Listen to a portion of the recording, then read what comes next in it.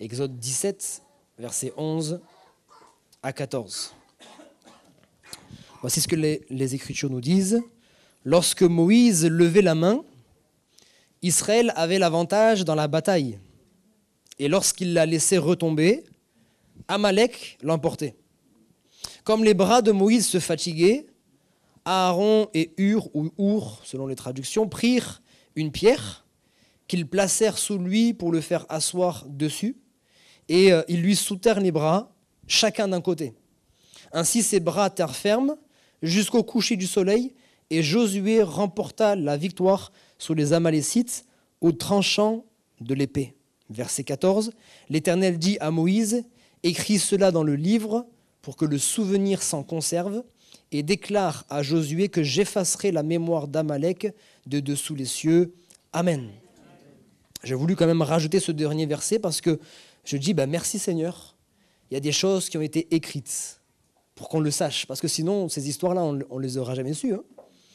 On n'aurait jamais eu connaissance de tout ce qui s'est passé avec Abraham, avec Moïse, avec des personnes comme David, Élisée, etc. Des histoires extraordinaires qui fortifient notre foi, qui sont même, j'ai envie de dire, la base de notre foi, parce que ce sont les Saintes Écritures et la foi vient de ce qu'on entend.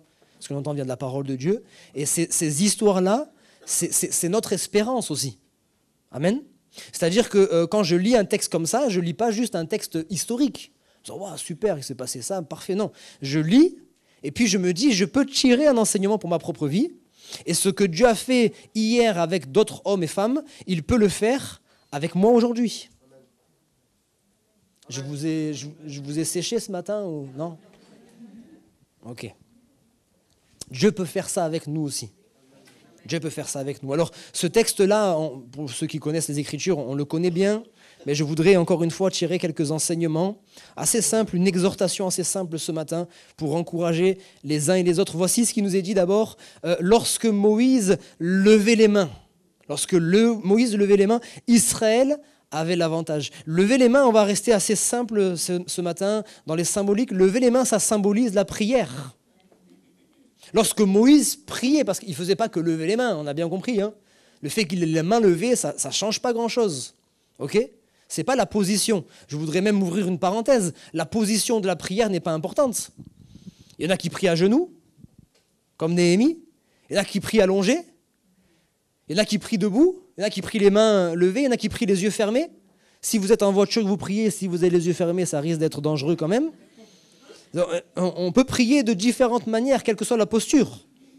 Mais là, il y a une symbolique. Les mains étaient levées, et on sait qu'en même temps que les mains étaient levées, il intercédait, il priait. Et en fait, avoir les mains levées, ça montre aussi que c'est pas facile. C'est fatigant. Gardez les mains levées, là, je vais vous faire ça jusqu'à la fin de la réunion. Vous allez voir. C'est fatigant.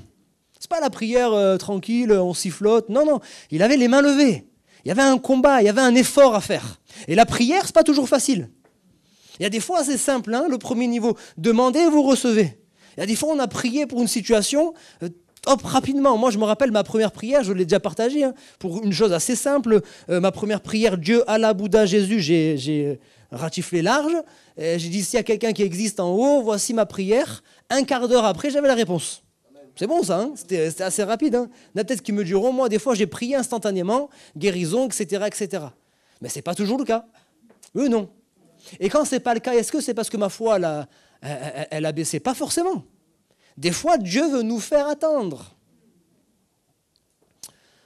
J'ai appris quelque chose de très intéressant cette semaine. Peut-être que je vais le développer dans un message plus tard. J'ai appris quelque chose de très intéressant. Le terme qu'on a là dans nos Bibles quand il est question du désert, c'est un terme hébreu assez intéressant, parce que dedans, il y a deux racines. Il y a la racine de la parole, et le avant-mi, c'est au travers. Je vais m'expliquer. En fait, on a vu ça là dernièrement là, avec un frère. Quand il est question du désert, nous tout de suite, il y a une mauvaise connotation. Punition, c'est mauvais, on tourne en rond, il n'y a pas d'eau, il n'y a rien, c'est nul. Okay. Sauf que la racine du mot hébreu, désert, c'est la révélation au travers du désert. C'est au travers de cela que la révélation vient. Vous comprenez ce que je veux dire ? Nous, c'est un peu compliqué à comprendre parce qu'on ne peut pas prendre un mot et ce qu'il y a une signification derrière. Mais là, c'est au travers, la révélation vient au travers. Ça veut dire que, mais maintenant, vous ferez une étude à la maison, vous méditerez, et vous verrez qu'à chaque fois qu'il y a une personne ou le peuple qui est dans le désert, Dieu vient se révéler. Vous avez vu ça? C'est merveilleux en fait. Alors quand on voit l'épreuve, on se dit ouais, c'est nul, c'est pas bon et tout ça. Mais en fait, je pense à ce passage, j'ai attiré mon peuple dans le désert afin de parler à son cœur. Waouh! En ce moment, Bruno Dany nous parle du peuple hébreu qui a tourné 40 ans dans le désert. Ce n'était pas une punition. Il voulait se révéler à eux. Parce qu'ils n'avaient pas encore eu la révélation, ils n'avaient pas encore vraiment compris. Ils avaient été délivrés d'Égypte, effectivement, ils avaient été délivrés d'esclavage, mais leur mentalité n'avait pas encore changé, n'avait pas encore eu la révélation. Et je ne veux pas te faire rentrer dans le pays promis tant que tu n'as pas eu la révélation. Et là, on fait notre lien, personne n'entrera dans le ciel sans avoir eu la révélation de Christ. Il y a des milliers, des millions de personnes qui connaissent Christ, qui connaissent l'histoire de Christ, qui savent que Christ est mort sur la croix, etc. etc. Mais s'ils n'ont pas eu la révélation, que c'est juste une connaissance théorique, ils n'entreront pas dans le royaume des cieux. Vous comprenez? Alors, l'épreuve, elle est là, et des fois, c'est difficile, il faut persévérer, il faut continuer à prier, et on ne voit rien, et même pire, on voit l'inverse de ce qu'on demande. Ça vous arrive, ça aussi? Mais c'est ça, et Moïse est en train de nous montrer l'exemple. Il prie, mais il ne prie pas à Vachi, comme ça, sur un canapé, il prie, au début, il est debout, les mains en l'air. Il est debout, les mains, au début de notre foi, là, on a le zèle, on a le feu et tout ça. Et comme je disais vendredi, j'ai prêché à Bois-Lève, j'ai dit, vous savez, je vous le dis souvent ici, faites attention parce que dans l'église, il y a les pompiers de la foi. Quand vous avez trop le feu, ils arrivent tout de suite avec leur lance, ils viennent vous éteindre. Donc il faut essayer de les esquiver, ceux-là, ok? C'est pas grave, ça ne tombera pas plus bas. Et l'épreuve, elle est là aussi pour ravir des fois, ranimer la flamme, ranimer le feu qui est en nous. Amen. Alors la première chose, c'est ça, les mains levées, pas le poing levé. Vous avez vu comment ça peut vite transformer, on est là, les mains levées, prière, et puis finalement ça n'arrive pas, je repense à notre frère Peter, il regarde le kyste le regarde, hein? Ça n'arrive pas, et la facilité, ou j'ai envie de dire la réaction naturelle, c'est commencer à lever le poing. Et lever le poing, ça veut dire commencer à s'en prendre à Dieu. C'est comme si c'était de sa faute. C'est comme si c'est un dû que je sois en bonne santé. C'est un dû, tu me dois ça, Seigneur. Mais en fait, il ne nous doit rien du tout. Il faut savoir, il faut partir de ce principe-là. Dieu ne nous doit rien du tout. Tout ce que nous avons, même si quelqu'un dit « j'ai pas grand-chose », déjà, sois content du pas grand-chose, parce que tu ne devrais pas l'avoir. Ah oui, des fois, c'est pas très amusant d'entendre ça, mais le peu que tu as là, le peu de santé que tu as quand même la santé. Hein. Ah oui, mais on n'est pas tous au même niveau aussi. Il y en a, ils ont une santé parfaite, il n'y a aucun problème. Il y en a d'autres, ils ont des rhumatismes, des migraines, ou j'en sais rien, mais tu es quand même là, ok? Il n'y a personne qui est venu ici avec un fauteuil roulant et tétraplégique. Ok? Donc le peu que tu as, c'est une grâce. C'est une grâce. Demain, tu peux te réveiller, tu n'as plus ça. Tu as une famille, tu as un travail, tu as ceci, tu as cela. Tout ce que tu as, c'est la grâce de Dieu. Il faut comprendre ça. Dieu se retire, tu n'as plus rien du tout. Amen. Donc il faut comprendre que dans tout ce que nous traversons, nous n'avons pas à lever le poing contre Dieu parce que Dieu ne nous doit rien. Seigneur, tu as donné. Seigneur, tu as repris. Que ton nom soit béni. Ah oui, certes, ne me reprends pas tout, Seigneur. Mais sois béni quand même. Et quand on est vraiment dans les choses essentielles, importantes, on va faire la prière de ce psalmiste. Il dit, Seigneur, ne me retire pas ton esprit. C'est-à-dire, retire-moi le reste si tu veux. Retire-moi la santé. Retire-moi l'argent que j'ai. Retire-moi toutes ces choses-là, mais ne me retire pas ton esprit. Ça, c'est le plus important. Parce que si tu me retires ton esprit, c'est fichu pour moi.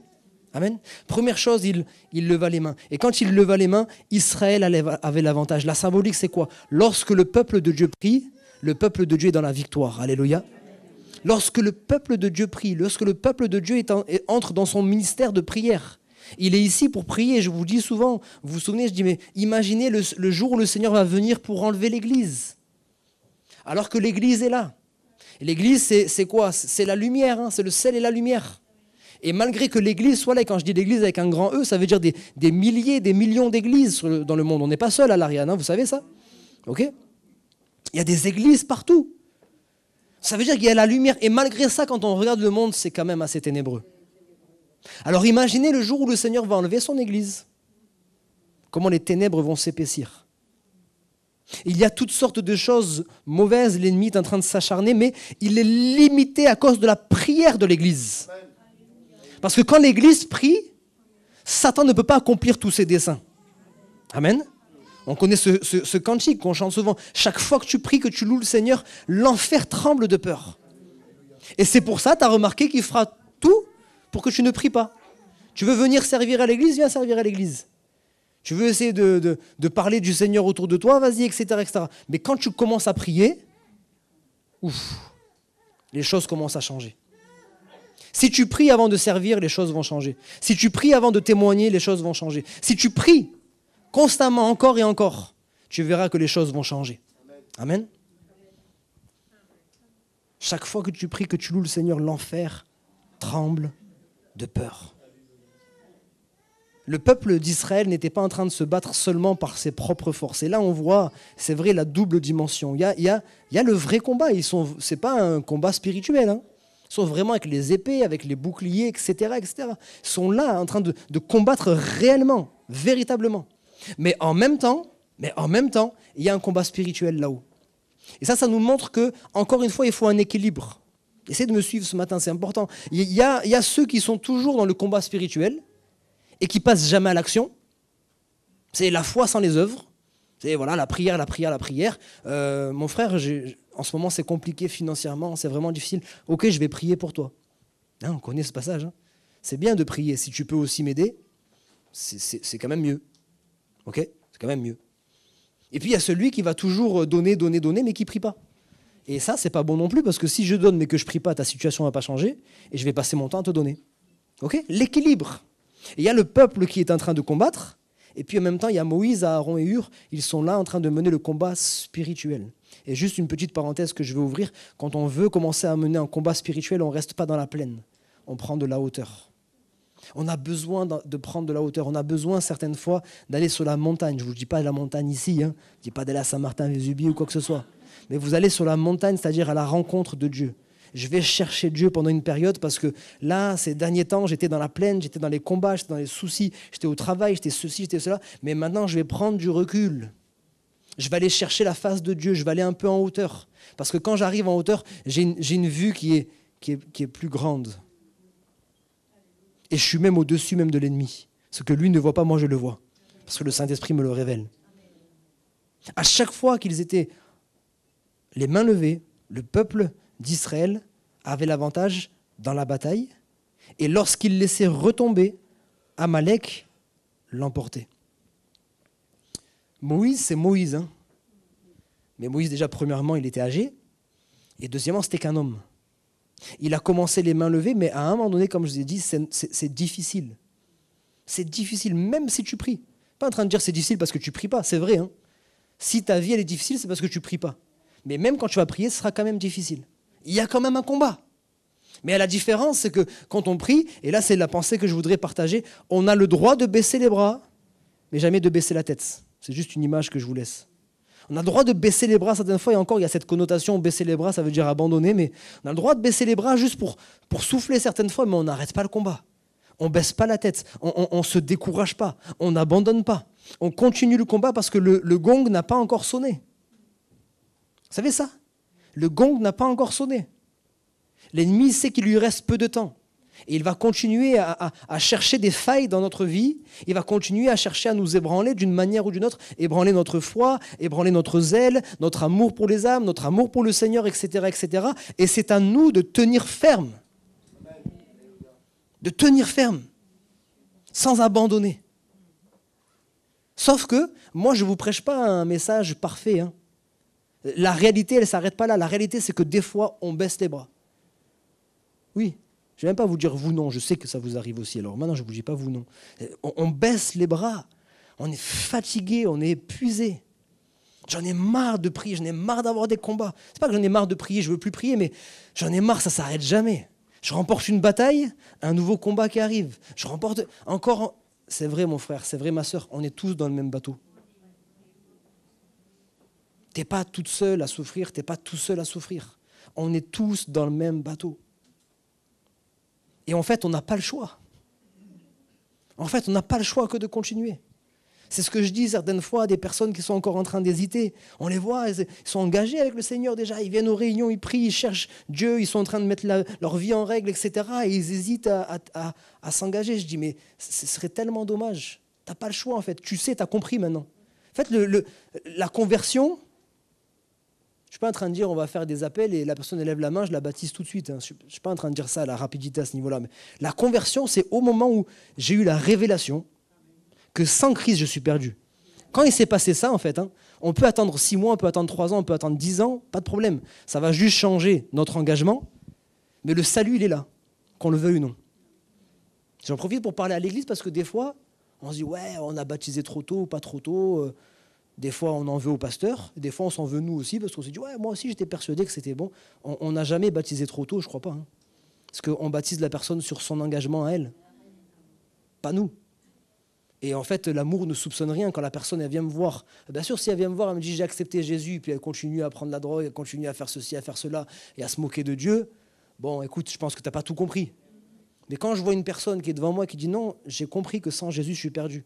C'est vrai que j'ai encore des luttes, c'est vrai que j'ai encore des combats. C'est ça, le salut, c'est par la foi. Maintenant, c'est juste, attends pas d'être parfait. Rentre sur le chemin, et sur le chemin, tu ne vas pas t'arrêter. Tu vas continuer et tu vas te perfectionner. Mais tu n'as plus le choix, parce qu'il y a eu un jour... Il y a eu un jour où tu as réalisé, et moi, ça s'est fait tellement vite, je vous dis, en une journée, alors que je ne connaissais rien. Des fois, j'y repense, je vous partage mon cœur là, ce matin. Des fois, j'y repense et je dis, mais je ne sais pas comment ça a pu se faire aussi rapidement. J'ai l'impression que ma vie, elle a véritablement basculé. Il y a eu ma vie, il y a eu ce dimanche-là, et ce dimanche, ma vie, elle a basculé, même si elle n'a pas changé du tout au tout. Mais ma vie, elle a basculé ce dimanche-là parce que j'avais encore rien compris à l'évangile. Théoriquement, théologiquement, comment ça marche, le sacrifice, l'expiation. Je n'avais même pas entendu parler, je ne savais pas comment ça fonctionnait. Mais je sais une chose, je suis venu à l'église, en tant que jeune, je fais ma vie tranquillement, je sais que je fais des choses qui ne sont pas bonnes et que certains appellent ça le péché, mais ça ne me dérange pas plus que ça. Il y a peut-être un Dieu qui existe, mais que je le connaisse ou que je ne le connaisse pas, je m'en fiche. Je suis venu à l'église et je suis ressorti bouleversé en me disant, il existe vraiment. Je suis quelqu'un qui ne monte pas beaucoup, mais j'ai encore l'émotion. Il existe vraiment. Et ce Dieu qui existe, il y a quelque chose qui m'empêche de m'approcher de lui, c'est mon péché. Et ce péché, il va me mener en enfer, si ce n'est pas... Aujourd'hui, si ce n'est pas demain, ce sera dans 10 ans, dans 40 ans, dans 50 ans, mais il va me mener en enfer. Et à partir du moment où j'ai compris ça, en fait, moi, je n'ai pas tardé pendant 6 mois. Je crois que mon pasteur, j'étais le voir, peut-être pas le jour même, mais 2 semaines après, j'étais dit, ouais, moi, je veux me faire baptiser. Il m'a dit, ce qui est normal, bon, attends, on va voir. Mais il a vu, j'ai vu, on a tous vu. Alléluia. J'ai continué à persévérer parce que j'ai dit, j'ai plus le choix. J'ai plus le choix, je ne peux plus vivre sans Dieu, c'est impossible. Je ne peux pas vivre avec cette conscience maintenant que je vais aller en enfer. Il faut que je m'engage. Peut-être que je ne vais pas avoir la meilleure des vies, mais je vais m'engager. Amen. Et sans forcer la main, j'espère que je parle à quelqu'un ce matin, parce que des fois, il faut aussi, pas baisser le niveau, mais rappeler que c'est Jésus-Christ qui nous a sauvés. Il faut juste rappeler que c'est Jésus-Christ qui nous a sauvés, ce n'est pas vos œuvres qui vont vous sauver, c'est Jésus-Christ qui a payé le prix pour nous qui sommes des pécheurs et des pécheresses. Amen. Vous me laissez encore un peu de temps pour qu'on avance. Alors il a commencé à fatiguer, il a baissé les mains, il a commencé à être fatigué et ils ont placé en dessous de lui une pierre. Et là encore, je vous ai dit, ce matin, on reste dans la symbolique, on ne va pas aller dans la théologie et tout ça, mais on va rester simplement dans la symbolique. La pierre, le rocher de notre salut, Jésus-Christ. Il était fatigué, je reviens à ce que je viens de dire à l'instant, pour celui qui veut s'engager avec le Seigneur, tu vas être fatigué dans ta marche avec le Seigneur. Tu vas certaines fois être découragé. Et si tu dois t'engager par toi-même, tu n'iras jamais jusqu'au bout. Il n'y a aucun de nous qui sommes ici, là, qui sont encore là parce qu'on a fait les efforts qu'il fallait, parce qu'on a combattu par nous-mêmes. Combien de fois? Allez, je vais vous demander à vous aussi d'être sincères, les frères et sœurs qui sont engagés. Levez la main, tous ceux qui, à un moment donné, ont failli abandonner. Oh, mais laissez pas seul. OK. OK, il ne faut pas avoir honte. Pour les autres, peut-être vous n'osez pas le dire, ou si ça ne vous est pas arrivé, tant mieux. Mais sans être prophète, ça va vous arriver, je vous le dis. C'est pas vrai, on ne peut pas être tout le temps au top. Il y a des fois où c'est tellement compliqué, ça s'accumule, ça s'accumule, ça s'accumule, ça s'accumule. On ne le fait pas, mais il y a l'ennemi qui vient pour dire, allez, un peu comme Job, renie Dieu, hein, maudit Dieu et meurt, et comme ça c'est réglé. Des fois, la pensée nous a traversés, alors on fait en sorte que, effectivement, on n'aille pas jusqu'au bout, et puis on fait en sorte de combattre contre cette pensée, mais elle est là, la pensée. On est fatigué, et dans ces moments-là, comment est-ce que vous avez fait pour être encore ici? Vous vous êtes reposé sur le rocher. Vous vous êtes reposé sur Jésus-Christ. Vous vous êtes reposé sur l'œuvre que Jésus l'a accomplie pour vous. Vous vous êtes reposé sur le fait que Jésus a déjà combattu le combat que vous êtes en train de mener. Il n'y a rien de nouveau sous le soleil et il a déjà pris la victoire. Alléluia. Amen. C'est Jésus qui a été placé sous Moïse. C'est aussi ce fait de pouvoir placer sa vie sur les Écritures, sur les promesses de Dieu. On en revient toujours à la même chose. Je crois quand même que quand il a été déclaré cette parole, il devait penser à notre génération. Mon peuple périt parce qu'il lui manque la connaissance. Frères et sœurs, j'insiste, et semaine après semaine, et si on dit oui là maintenant, mais qu'on ne prend pas cette décision, peut-être, moi je l'ai dit souvent ça, hein, peut-être à chaque fois vous dites oui, vous êtes sincère quand vous dites oui, est-ce que ça a changé? Parce qu'à force, une chose, quand elle est dite trop souvent et qu'on est d'accord avec, elle n'a plus d'effet, oui ou non? Donc si vous êtes d'accord et que vous ne réagissez pas, je vais vous le dire, le pasteur qui va arriver après va vous le dire aussi, parce que ça c'est les fondamentaux, mais ça ne bougera pas en fait. Il y a un moment donné, il faut réagir. Ça fait plusieurs fois que le Seigneur il est en train de me parler. Ce n'est pas moi qui vous parle, hein. C'est le Seigneur. Moi, vous n'avez aucun compte à me rendre. Okay, c'est le Seigneur qui vous parle encore ce matin. Le Seigneur, il m'a repris parce que c'est vrai, je ne passe pas assez de temps dans la parole de Dieu. Tu dis oui, tu dis amen, c'est bien. Réagis. Prends le temps, fais des efforts. Ce n'est pas toujours simple de lire la Bible aussi. Hein. Pas dit que tu vas à chaque fois vivre le ciel sur la terre. Mais lis la Bible quand même. Au moins lis-la. Si tu ne la médites pas, tu dois lire la Bible. C'est la parole de Dieu. Tu dois la lire encore et encore. Quotidiennement, tu dois la lire. Si tu n'as pas le temps d'y rester 45 minutes, n'y reste pas 45 minutes. Mais lis-la tous les jours. Lis la Bible encore et encore et encore. Et efforce-toi de t'arrêter des fois pour méditer cette parole. C'est comme ça que tu vas enraciner ta vie. Sur le roc, sur la pierre. Amen. Et puis les derniers points, assez rapidement, ils vont soutenir ses bras. Ils vont soutenir ses bras. Et là, c'est ce que je veux dire à quelqu'un ce matin. Tu as le droit de baisser les bras. Parce qu'on est humain, on a beau faire les spirituels, on est humain. Mais avant de baisser les bras, assure-toi qu'il y aura un Aaron et un Hur à côté de toi pour te rattraper. C'est la seule chose que je demande. Parce que des fois, je suis tellement triste de voir un frère, une sœur me dire « j'ai passé 3 mois compliqués, j'avais plus la foi, j'ai abandonné, etc. etc. » Et pourtant, dans l'église, il y a moi, il y a aussi les frères et sœurs qui sont anciens, il y a différentes personnes qui envoient des messages, et on envoie un message à la personne, et à chaque fois, oui, tout va bien. Mais moi, en fait, je ne suis pas toujours prophète, et vous ne l'êtes pas toujours. Donc des fois, on ne voit pas du tout, on se dit « oui, tout va bien, tant mieux ». Des fois, on voit. Je dis, ouais, le oui, tout va bien, il n'est pas vrai, mais on ne peut pas insister. Quand tu me dis oui, tout va bien, tu me fermes la porte, en fait. Moi, je vous parle de choses concrètes. Je viens te voir et je te dis comment ça va, parce que je sais que ça ne va pas. Si tu me dis oui, tout va bien, tu es en train de me faire comprendre, je n'ai pas envie de te parler. Je peux vous parler clairement? C'est ça, hein? Je n'ai pas envie de te parler. Donc moi, je suis poli. Tu n'as pas envie de me parler, ben je me retire. C'est pas que je m'en fiche de toi, c'est que je ne peux pas insister. Je ne peux pas insister. Et tu ne pourras pas me le reprocher. Encore moins le reprocher aux autres frères et sœurs. Tu es en train de baisser les bras, ce n'est pas moi qui vais te juger. Mais peut-être en venant te dire comment ça va, je suis un Aaron qui commence à venir. Et il y a peut-être un Hur, une sœur qui va venir, qui va dire, pas de souci, repose-toi. Mais repose-toi aussi sur moi. Tu te reposes sur le Seigneur, sur le rocher aussi, c'est vrai. Le rocher, c'est celui sur qui tu es assis. Mais tes bras, là, c'est-à-dire le combat, il faut que je puisse combattre avec toi. Amen. C'est des messages qui sont assez simples, c'est des paroles qui sont assez simples, des textes vraiment qui sont simples, mais qui nous révèlent des choses tellement importantes. Tu as le droit certaines fois d'être fatigué, mais avant d'arrêter le combat, assure-toi qu'il y a des personnes qui vont prier pour toi, au moins pour un temps. Parce que si tu baisses les bras et que tu n'as pas de pierre pour te rattraper, et que tu n'as pas Aaron et Hur pour te rattraper les bras, non seulement tu vas te décourager, mais le peuple, il va périr, parce qu'il est en pleine bataille, il est en plein combat. Tu baisses les bras, mais l'ennemi continue à attaquer. Tu baisses les bras, tu arrêtes le combat, mais lui, il continue. Alors toi, tu as le droit d'arrêter, mais assure-toi qu'il y a quelqu'un qui va combattre pour toi pendant un temps, en tout cas. Il y a quelqu'un qui va s'engager à dire pendant le temps qu'il faudra, tant que tu vas être fatigué, tant que tu vas être découragé, je vais prier avec toi, je peux t'assurer. Des fois, il y a l'émotion qui vient. Je pense à des personnes, quand ils m'appellent, ils me disent ça va pas, je peux vous assurer que même si moi j'oublie, parce que je ne peux pas penser à tout, même si moi j'oublie, le Saint-Esprit va me rappeler. Rappelle-toi en ce moment, là, la personne, elle passe par un moment difficile. Et je ne vous mens pas, je n'ai pas prié pendant 3 heures d'affilée.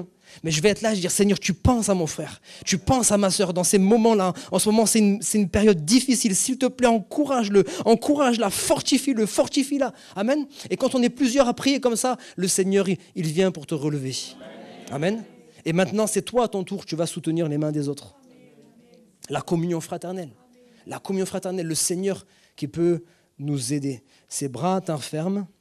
Et puis je vais terminer avec cette parole. Josué remporta la victoire. On le sait tous. Pour ceux qui ne le savent pas, vous le saurez ce matin. Josué, c'est la même racine en hébreu que Jésus. Que Jésus. Sur ce moment, c'est Josué qui est en train de remporter la victoire seulement sur Amalek et son peuple. Mais plus tard, c'est Jésus qui va venir encore. Et Jésus va remporter la victoire. Non pas juste sur un homme et sur un peuple, mais Jésus va remporter la victoire sur la maladie. Toutes sortes de maladies. Il n'y a pas une seule maladie qui est passée à la trappe. Il n'y a pas une seule maladie. Aujourd'hui, on peut te dire, je suis désolé, si tu avais dit autre chose, on aurait pu prier pour toi, mais ça, ce n'est pas possible. Toutes sortes de maladies. Même si les médecins, ils n'arrivent pas à mettre un nom dessus, même si les médecins, ils n'arrivent pas à comprendre, toutes sortes de maladies ont été vaincues, non pas par Josué, mais par Jésus-Christ, notre Sauveur. Alléluia. Tout péché a été vaincu.